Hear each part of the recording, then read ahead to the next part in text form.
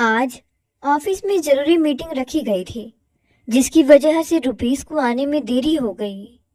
रात के 9:30 बज रहे थे और इस वक्त भी रोड पर काफी जाम लगा हुआ था। जाम की वजह यह थी कि आगे की हाईवे पर एक बहुत बड़ा एक्सीडेंट हो गया था, जिसमें बहुत सारे लोग घायल हो चुके थे। रुपेश को घर पहुंचते पहुंचते रात के 10 बज गए। डोरबेल के बजाने के तुरंत बाद ही दरवाजा खुलते ही सामने उसने अपनी पत्नी प्रेमा को पाया। अजी, यह कोई वक्त है घर आने का? आखिर इतनी देर कैसे हो गई आज? घर में घुसते ही प्रेमा के बिगड़ते तेवर देख रुपेश भाप गया कि जरूर आज घर में कुछ हुआ है, वरना मुस्कुराकर स्वागत करने वाली का चेहरा उतरा ना होता। सारे दिन मोहल्ले में होने वाली गतिविधियों की रिपोर्ट जब तक मुझे सुना ना देती, उसे चैन नहीं मिलता था। जलपान के साथ साथ बतरस पान भी करना पड़ता था। अखबार पढ़े बिना पास पड़ोस के सुख दुख के समाचार मिल जाते थे।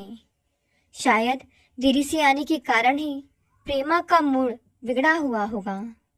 प्रेमा से माफी मांगते हुए बोला, सॉरी, मैं तुम्हें फोन नहीं कर सका क्योंकि आज ऑफिस में जरूरी मीटिंग रखी गई थी, इसीलिए।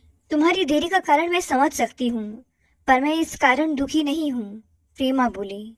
फिर हमें भी बताओ, इस चांद से मुखड़े पर चिंता की लकीरें क्यों? रुपेश ने पूछा। दोपहर को विदेश से बड़ी भाभी का फोन आया था कि कल माताजी हमारे पास पहुंच रही हैं, प्रेमा चिंतित होते हुए बोली। इसमें इतना उदास व चिंतित होने की क्या बात है? उनका अपना घर है, वे जब चाहे आ सकती है, रुपेश हैरानी से बोला। आप नहीं समझ रहे, विदेश में माँ जी का मन नहीं लगा, अब वे हमारे साथ ही रहना चाहती है, प्रेमा ने कहा। अरे मेरी चंद्रमुखी, अच्छा है ना, घर में रौनक बढ़ेगी, बर्तनों की उठा पटक रहेगी, सीरियलों की चर्चा तुम मुझसे ना करके माँ से कर सकोगी, सास बहू मिलकर मोहल्ले की चर्चाओं में बढ़ चढ़कर भाग लेना। रुपेश चटकारे लेता हुआ बोला। तुम्हें मजाक सूझ रहा है और मेरी जान सूख रही है, प्रेमा बोली। चिंता तो मुझे होनी चाहिए, तुम सास बहू के स्थित युद्ध में मुझे बीच में पड़ना पड़ता है। मेरी स्थिति चक्की के दो पाटों के बीच में पिसने वाली हो जाती है, ना माँ को कुछ कह सकता हूँ ना तुम्हें। कुछ सोचते हुए रुपेश फिर बोला, मैं तुम्हें कुछ टिप्स देना चाहता हूँ, यदि तुम उन्हें अपनाओगी तो तुम्हारी सारी परेशानियां एक झटके में उड़नछू हो जाएंगी। यदि ऐसा है तो आप जो कहेंगे मैं करूंगी। मैं चाहती हूँ माँ जी खुश रहें। आपको याद है पिछली बार छोटी सी बात से माँ जी नाराज हो गई थी। देखो प्रेमा, जब तक पिताजी जीवित थे तब तक हमें उनकी कोई चिंता नहीं थी। जब से वे अकेली हो गई हैं, उनका स्वभाव बदल गया है, उनमें असुरक्षा की भावना ने घर कर लिया है। अब तुम ही बताओ, जिस घर में उनका एक छत्र राज था वो अब रहा ही नहीं। बेटों को तो बहुओं ने छीन लिया। जिस घर को तिनका तिनका जोड़कर माँ ने अपने हाथों से संवारा, उसे पिताजी के जाने के बाद बंद करना पड़ा। उन्हें कभी विदेश तो कभी यहाँ हमारे पास आकर रहना पड़ता है। वे खुद को बंधन में महसूस करती हैं, इसीलिए हमें कुछ ऐसा करना चाहिए जिसमें उन्हें अपनापन लगे। उनको हमसे पैसा नहीं चाहिए, उनके लिए तो पिताजी की पेंशन ही बहुत है। उन्हें खुश रखने के लिए तुम्हें थोड़ी सी समझदारी दिखानी होगी, चाहे नाटकीयता से ही सही, रुपेश प्रेमा को समझाते हुए बोला। आप जैसा कहेंगे मैं वैसा ही करने को तैयार हूँ, प्रेमा ने आश्वासन दिया। तो सुनो प्रेमा, हमारे बुजुर्गों में एक अहम नाम का प्राणी होता है। यदि किसी वजह से उसे चोट पहुंचती है तो पारिवारिक वातावरण प्रदूषित हो जाता है, यानी परिवार में तनाव अपना स्थान ले लेता है। इसीलिए हमें ध्यान रखना होगा कि माँ के अहम को चोट ना लगे बस। फिर देखो, रुपेश बोला, इसका उपाय भी बता दीजिए आप, प्रेमा ने उत्सुकता से पूछा।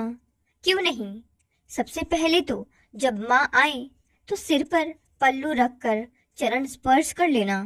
रात को सोते समय कुछ देर उनके पास बैठकर हाथ पांव दबा देना। सुबह उठकर चरण स्पर्श के साथ प्रणाम कर देना। रुपेश ने समझाया। यदि माँ जी इस तरह से खुश होती है तो यह कोई कठिन काम नहीं है, प्रेमा ने कहा। एक बात और, कोई भी काम करने से पहले माँ से एक बार पूछ लेना। होगा तो वही जो मैं चाहूँगा। जो बात मनवानी हो उस बात से विपरीत कहना, क्योंकि घर के बुजुर्ग लोग अपना महत्व जताने के लिए अपनी बात मनवाना चाहते हैं। हर बात में जी माँ जी का मंत्र जपती रहना, फिर देखना माँ की चहेती बहू बनती देर नहीं लगेगी। रुपेश ने अपने तर्कों से प्रेमा को समझाया। आप देखना, इस बार मैं माँ को शिकायत का कोई मौका नहीं दूंगी। बस उनको ऐसा लगे जैसे घर में उनकी ही चलती है। तुम मेरा इशारा समझ जाना। आखिर माँ तो मेरी ही है, मैं जानता हूँ उन्हें क्या चाहिए। कहते हुए रुपेश सोने के लिए चला गया। प्रेमा ने सुबह जल्दी उठकर माँ जी के कमरे की अच्छी तरह सफाई करवा दी, साथ ही उनकी जरूरत की सभी चीजें भी वहां रख दी। हम दोनों समय पर एयरपोर्ट पहुंच गए। हमें देखते ही माँ जी की आंखें खुशी से चमक उठी।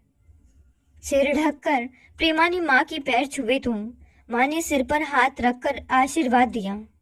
पोते को ना देखकर माँ ने पूछा, अरे तुम मेरे अंश को नहीं लाई? माँ जी, वह सो रहा था, प्रेमा बोली। बहू, आजकल बच्चों को नौकरों के भरोसे छोड़ने का समय नहीं है। आए दिन अखबारों में छपता रहता है। माँ जी ने समझाते हुए कहा। जी माँ जी, आगे से ध्यान रखूंगी। प्रेमा ने माँ जी को आश्वासन दिया। रास्ते भर भैया भाभी व बच्चों की बातें होती रही। घर पहुंचकर माँ ने देखा जिस कमरे में उनका सामान रखा गया है उसमें उनकी जरूरत का सारा सामान कायदे से रखा था। 4 वर्षीय पोता अंश दौड़ता हुआ आया और दादी के पांव छूकर गले लग गया। माँ जी, आप पहले फ्रेश हो लीजिए, तब तक मैं चाय बनाती हूँ। कहते हुए प्रेमा किचन की ओर चली गई।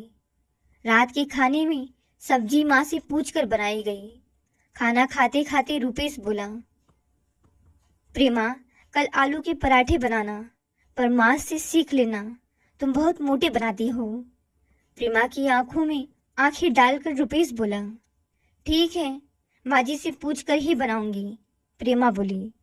माँ जी के कमरे की सफाई भी प्रेमा काम वाली से ना करवा कर खुद करती थी।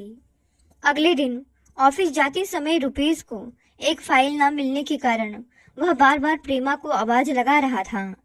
प्रेमा थी कि सुनकर भी अनसुना कर माँ के कमरे की काम करती रही। तभी माँ जी बोली, बहू तू जा, रुपेश क्या कह रहा है सुन ले। जी माँ जी।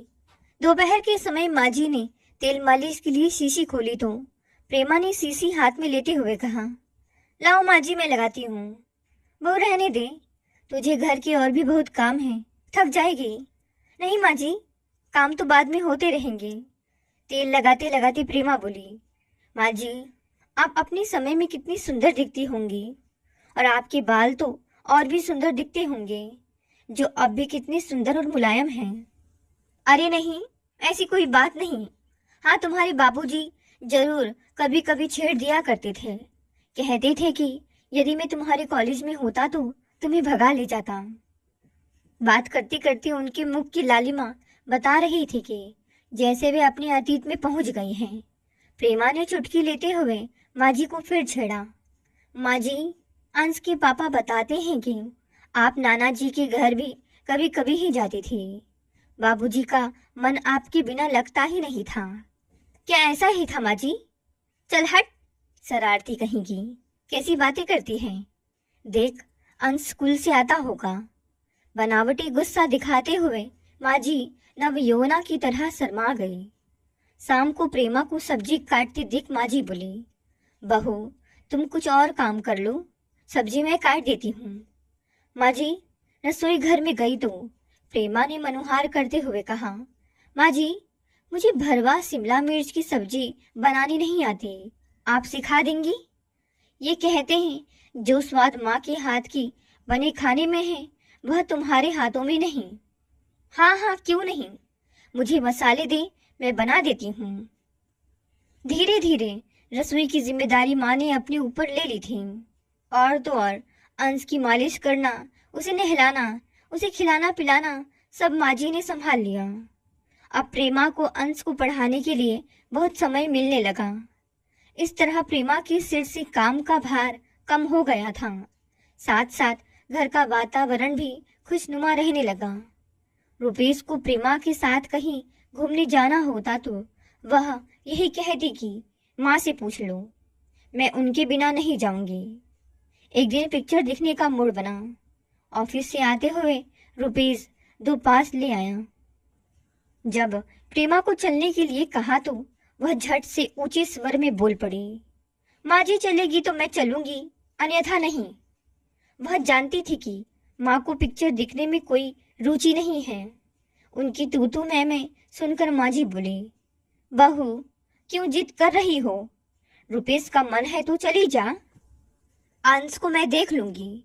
माँ जी ने शांत स्वर में कहा, अंधा क्या चाहे 2 आंखें।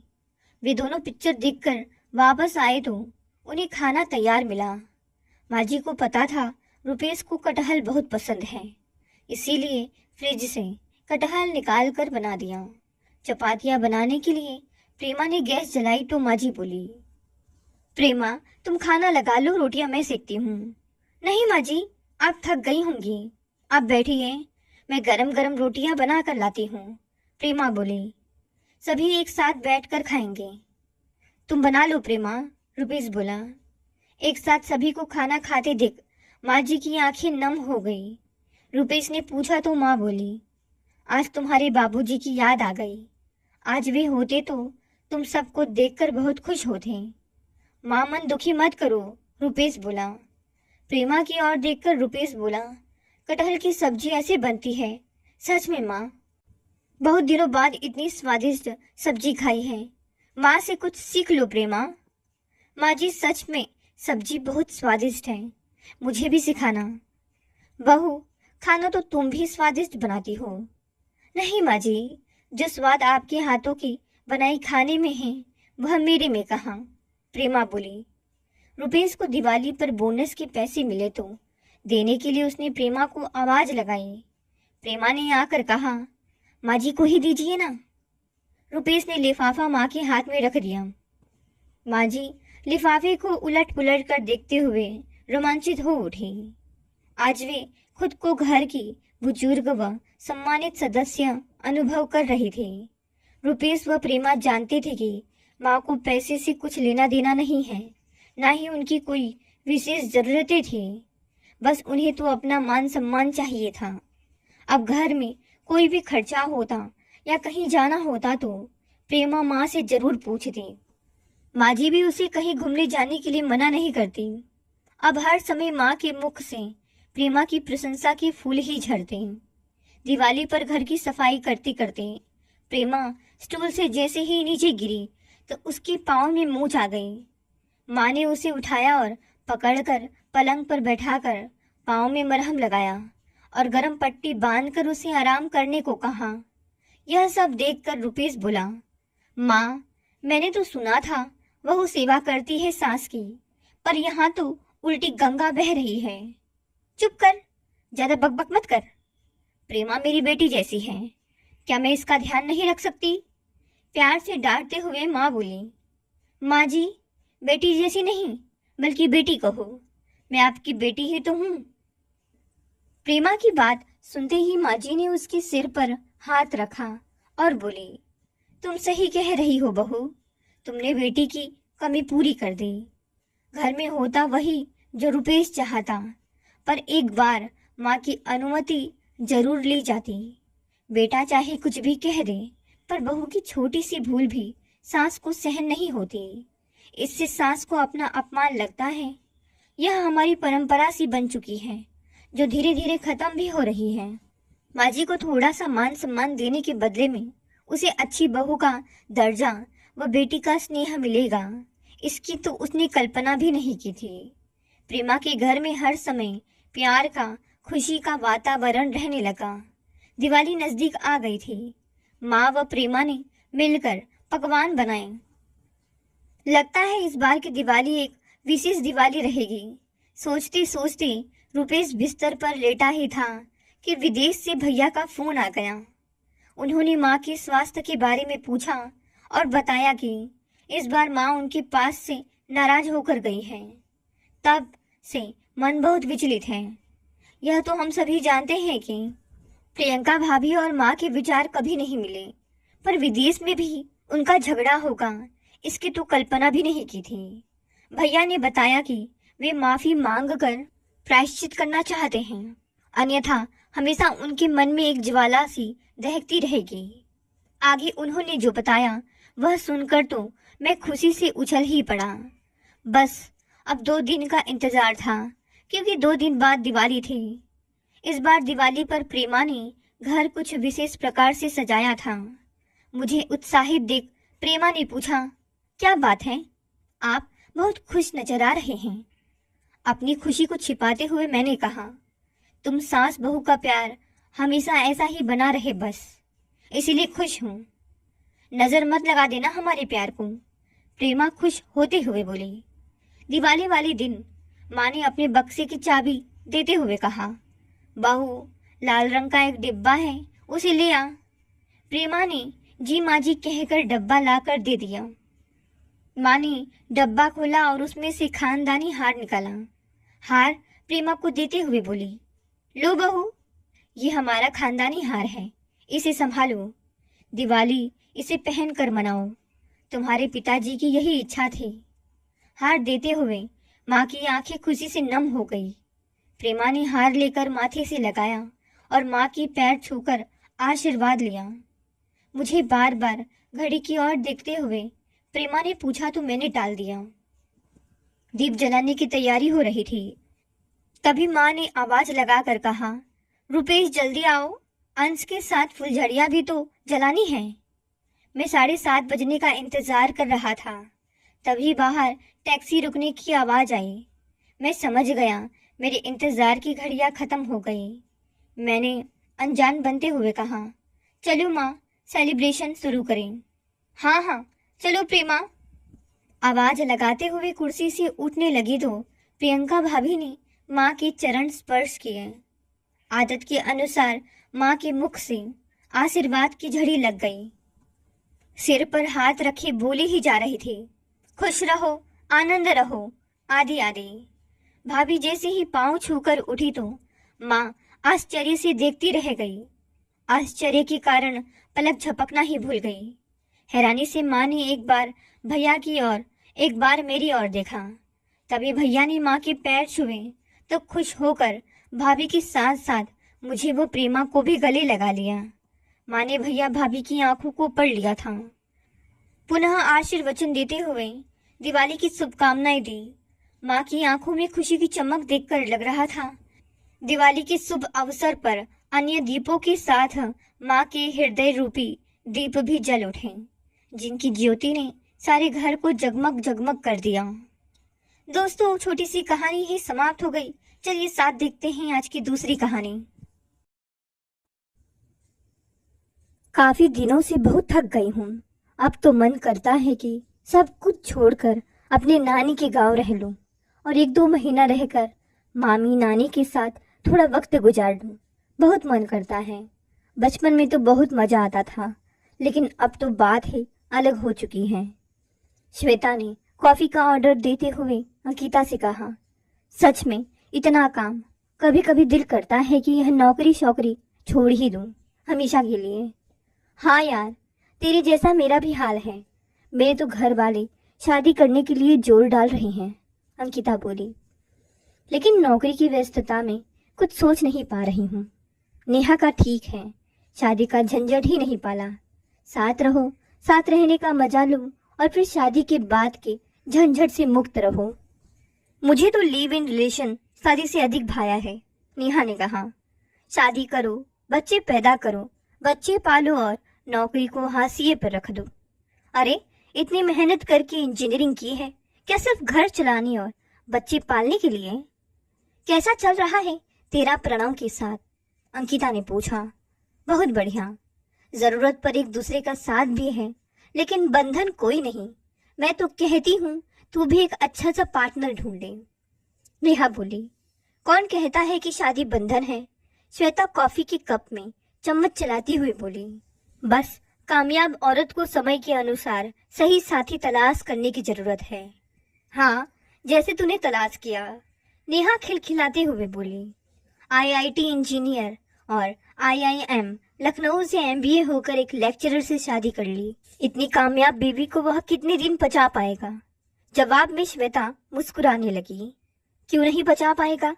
जब एक पत्नी अपने से कामयाब पति को बचा सकती है तो एक पति अपने से अधिक कामयाब पत्नी को क्यों नहीं बचा सकता?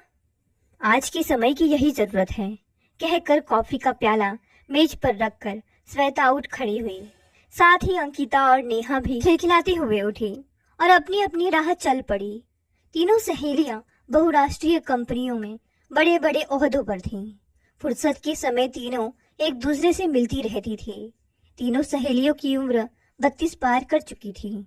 अंकिता अभी तक अविवाहित थी। नेहा एक युवक प्रणव के साथ लिव इन रिलेशन व्यतीत कर रही थी और श्वेता ने एक लेक्चरर से 3 साल पहले विवाह किया था। उसका साल भर का एक बेटा भी था। वैसे तो तीनों सहेलियां अपनी अपनी वर्तमान स्थितियों से संतुष्ट थी, लेकिन सब कुछ है पर कुछ कमी सी है कि तर्ज पर हर एक को कुछ न कुछ खटकता रहता था। अंकिता जब घर पहुंची तो 9 बज रहे थे। माँ खाने की मेज पर बैठी उसका इंतजार कर रही थी। उसे आया देखकर बोली, बेटी आज बहुत देर कर दी, आजा जल्दी से खाना खा ले। 9 बजना बड़े शहरों में कोई बहुत अधिक समय नहीं था, पर किसी ने भी उसका खाने के लिए इंतजार करना ठीक नहीं समझा। भाई अगर देर से आए तो उनके लिए सारा परिवार ठहरता है। आखिर वह अपनी सारी तनख्वाह इसी घर में तो खर्च करती है। माँ की तरफ बिना देखे अंकिता अंदर चली गई। बाथरूम से फ्रेश होकर निकली तो माँ प्लेट में खाना डाल रही थी। उसने किसी तरह थोड़ा खाना खाया। इस दौरान माँ की बातों का वह हाँ ना में जवाब देती रही और फिर अपनी कमरे में बत्ती बुझाकर लेट गई।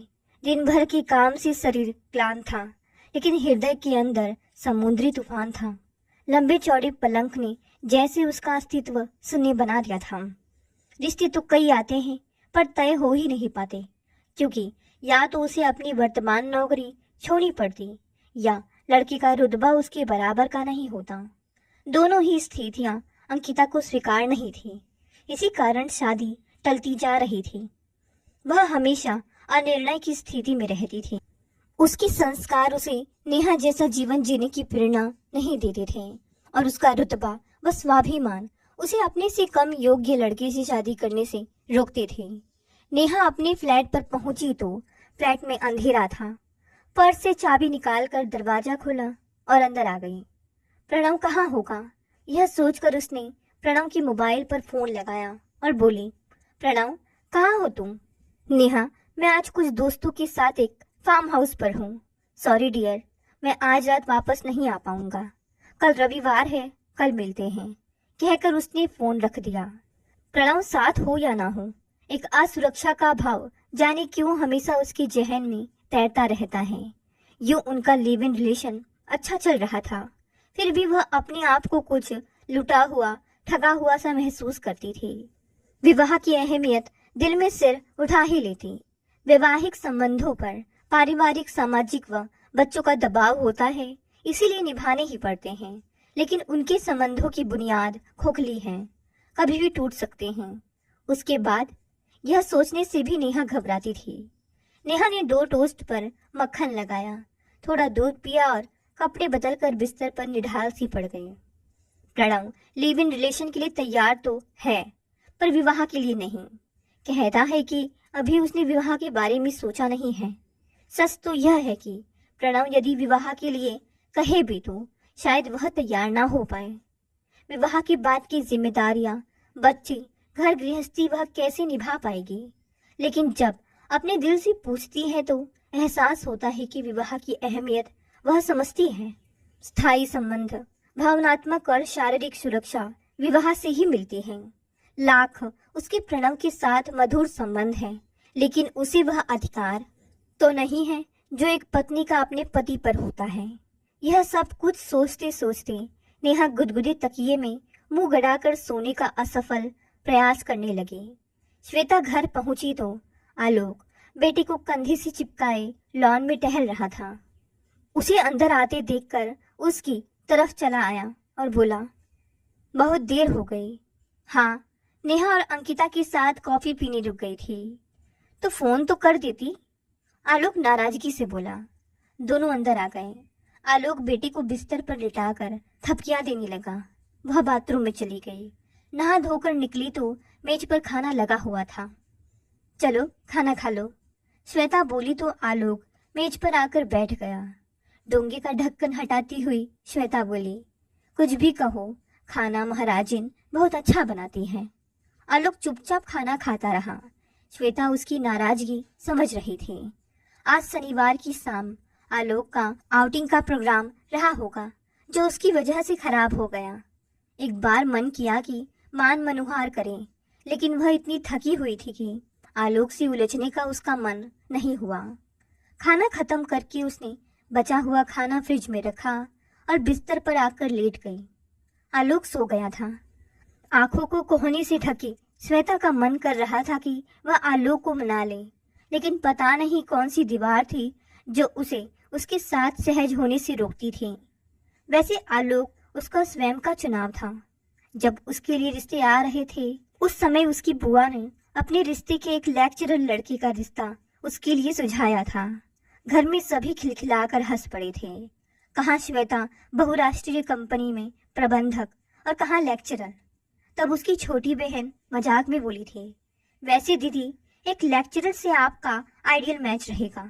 आखिर पति पत्नी में से किसी एक को तो घर संभालने की फुर्सत होनी ही चाहिए, वरना घर कैसे चलेगा। आप पति बनकर राज करना, वह पत्नी बनकर घर संभालेगा। और बहन की मजाक में कही हुई बात श्वेता के जहन में आकर अटक गई थी। पहले तो उसके जैसी योग्य लड़की के लिए रिश्ते मिलने ही मुश्किल हो रहे थे। एक तो इस लड़के की नौकरी स्थानीय थी और दूसरे आने वाले समय में बच्चे होंगे तो उनकी देखभाल करने का उसके पास पर्याप्त समय होगा। वह अपनी नौकरी पर पूरा ध्यान दे सकती है। यह सोचकर उसका निर्णय पुख्ता हो गया। उसके इस क्रांतिकारी निर्णय में पिता ने उसका साथ दिया था। उनकी नजर में आज के समय में पति या पत्नी में से किसी का भी कम या ज्यादा योग्य होना कोई मायने नहीं रखता। और इस तरह से आलोक से उसका विवाह हो गया था।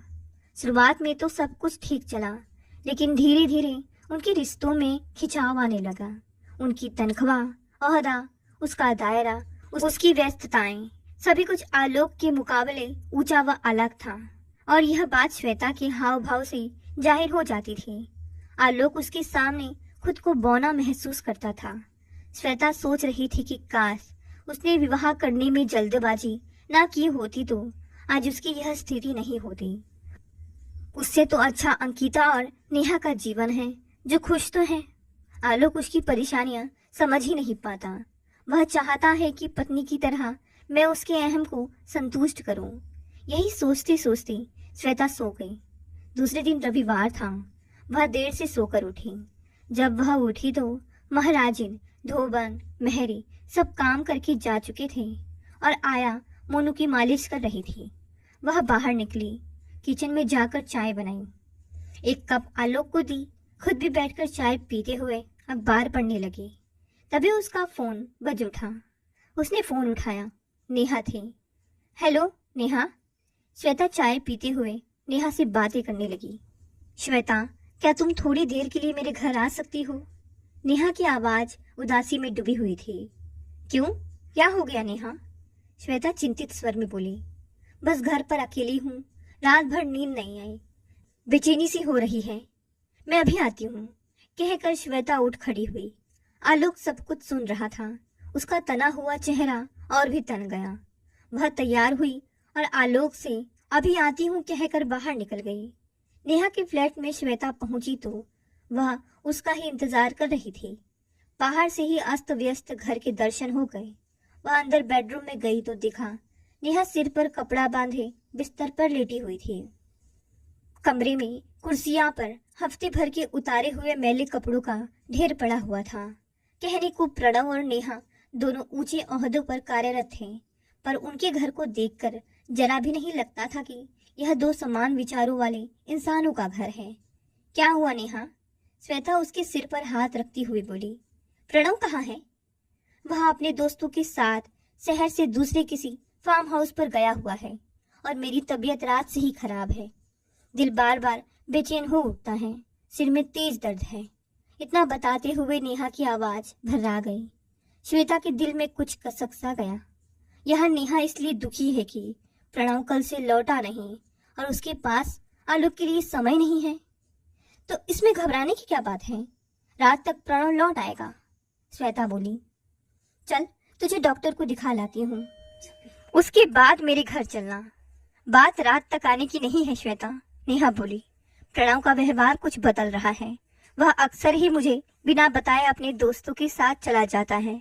कौन जाने उन दोस्तों में कोई लड़की हो। बोलते बोलते नेहा की रुलाई फूट पड़ी। लेकिन तूने कभी कहा नहीं। क्या कहती? नेहा थोड़ी देर चुप रही। वह मेरा पति तो नहीं है कि जिस पर कोई दबाव डाला जाए।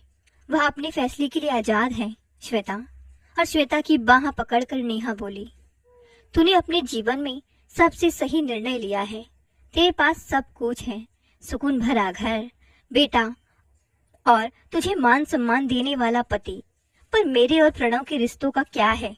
कौन सा आधार है जो वह मुझसे बंधा रहे?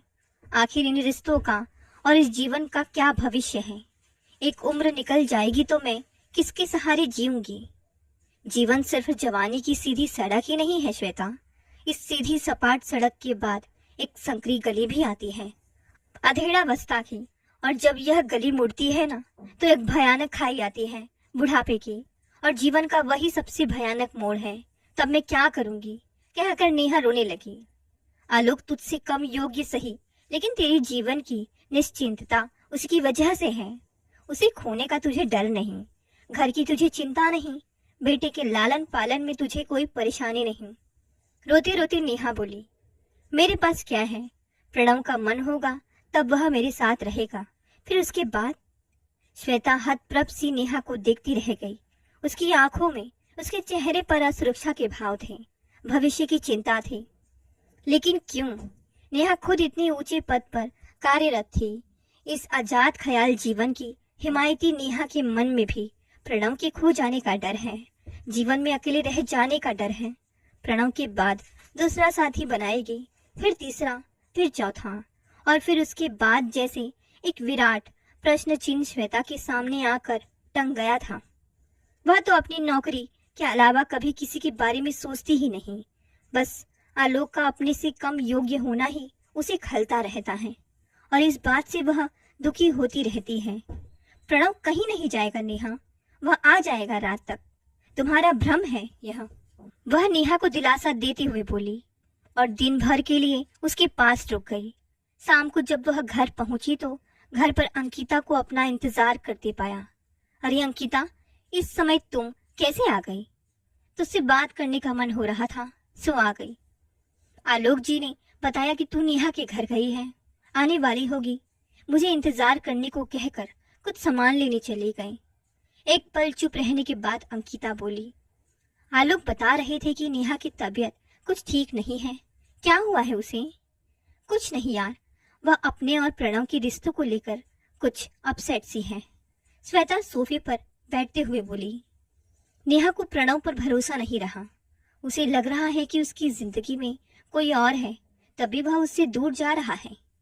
लेकिन नेहा उससे पूछती क्यों नहीं? अंकिता रोश में आकर बोली। किस बिना पर अंकिता? आखिर लिव इन रिलेशन का यही तो मतलब है कि जब तक बनी तब तक साथ रहें, वरना अलग होने में वैवाहिक रिश्तों जैसा कोई झंझट नहीं। और तू सुना कैसी है? थोड़ी देर बाद श्वेता बोली, बस ऐसे ही, कल से बहुत परेशान थी। घर में रिश्तों की बात चल रही है, एक अच्छा रिश्ता आया है। सब बातें तो ठीक है, पर लड़का मुंबई में कार्यरत है। मुझे नौकरी छोड़नी पड़ेगी। इसी बात पर घर में हंगामा मचा हुआ था। पापा चाहते थे कि मुझे चाहे नौकरी छोड़नी पड़े, मैं उस रिश्ते के लिए हाँ कर दूं। इसी विवाद से परेशान होकर मैं थोड़ी देर के लिए तेरे पास आ गई। तो क्या सोचा है तूने? श्वेता बोली।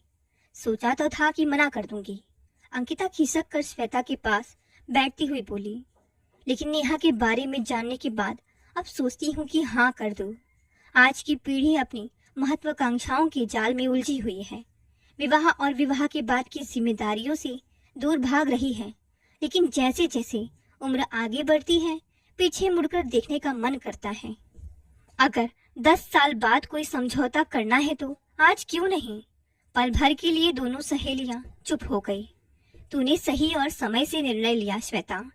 सभी को कुछ न कुछ समझौता तो करना ही पड़ता है। मुझे अपनी नौकरी छोड़नी पड़ रही है और नेहा को भविष्य की सुरक्षा, लेकिन तेरे पास सब कुछ है। आलोक तुझसे कुछ कम योग सही, लेकिन अयोग्य तो नहीं है।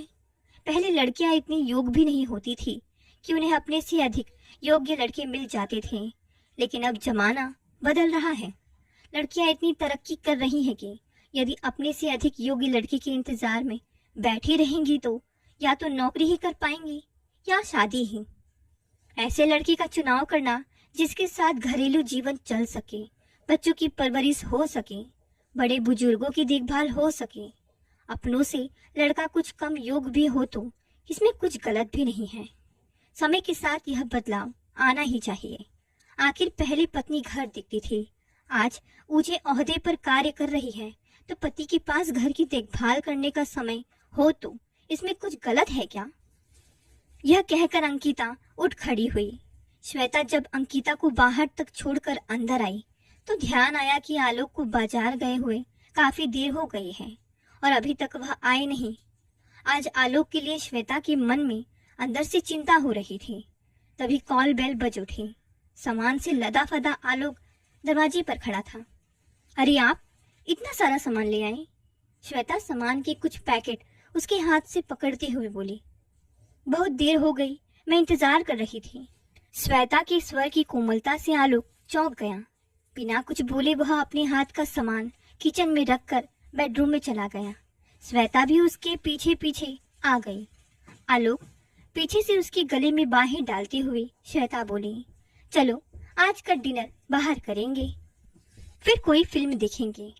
आया को रोक लेते हैं, वह मुन्ने को देख लेगी। उसकी इस प्रस्ताव व हरकत से आलोक हैरत से पलटकर उसकी ओर देखने लगा। ऐसे क्या देख रहे हो? श्वेता इटलाती हुई बोली। हर समय गुस्से में रहते हो, यह नहीं कि कभी बीवी को कहीं घुमा लाओ, फिल्म दिखा लाओ। आम घरेलू औरतों की तरह श्वेता बोली तो उसकी इस हरकत पर आलोक खिलखिलाकर हंस पड़ा। श्वेता उसके गले में बाहें डालकर उससे लिपट गई। मुझे माफ कर दो आलोक। श्वेता, इसमें माफी की क्या बात है? मेरे लिए तुम्हारी योग्यता, तुम्हारी काम में व्यस्तता, तुम्हारा रुतबा सभी कुछ गर्व का विषय है। लेकिन जब तुम मुझे ही अपनी जिंदगी से दरकिनार कर देती हो तो दुख होता है। अब ऐसा नहीं होगा। मेरे लिए आपसे अधिक महत्वपूर्ण जिंदगी में दूसरा कुछ भी नहीं है। आप में और मुझ में कोई फर्क नहीं। हमारा कुछ भी, चाहे वह नौकरी हो या समाज, जिंदगी भर नहीं रहेगा, लेकिन हम दोनों मरते दम तक साथ रहेंगे। मान अभिमान की सारी दीवारें तोड़कर श्वेता आलोक से लिपट गई। आलोक ने भी एक पति के आत्मविश्वास से श्वेता को अपनी बाहों में समेट लिया। दोस्तों, कहानी यही समाप्त हो गई। कहानी पसंद आई तो इसे लाइक, शेयर, कमेंट करें। नए हैं तो चैनल को भी सब्सक्राइब